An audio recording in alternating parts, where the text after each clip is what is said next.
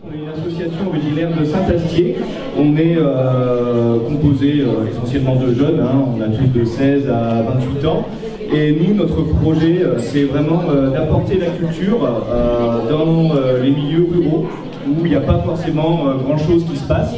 Et aussi, surtout, d'apporter la culture aux jeunes qui sont dans ces espaces ruraux, qui n'ont pas forcément les moyens de se déplacer jusqu'à Périgueux ou à Bordeaux pour aller voir des concerts ou même d'autres événements.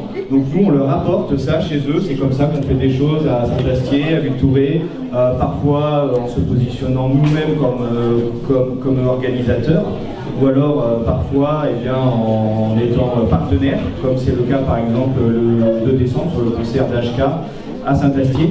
Donc voilà, nous en fait on s'est monté à la base pour relancer l'activité concert à Saint-Astier.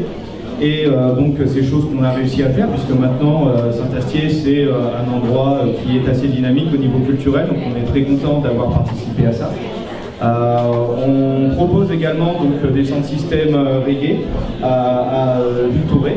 Donc voilà, on est très fiers d'avoir apporté ça aussi, parce que c'était pas forcément des choses qui étaient présentes sur le territoire. Moi j'ai découvert les sound systems reggae quand j'ai fait mes études à Tarbes par exemple, et je suis allé à Toulouse pour découvrir ce monde-là, et au bout d'un moment on en a eu marre d'être obligé de faire 2 heures, 3 heures de route, et on s'est dit pourquoi il n'y aurait pas ça chez nous. Voilà, ni plus ni moins.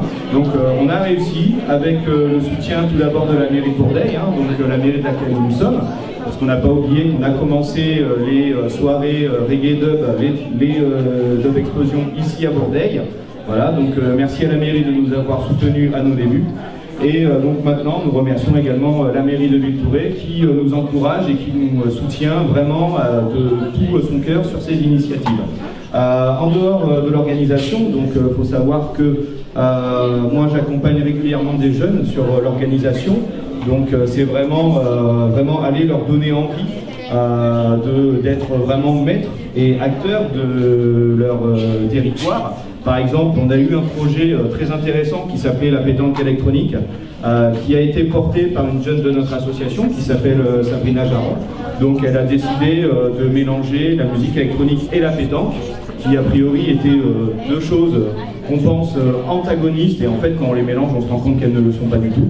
Donc voilà. Ensuite, on s'adonne aussi beaucoup à tout ce qui est décoration.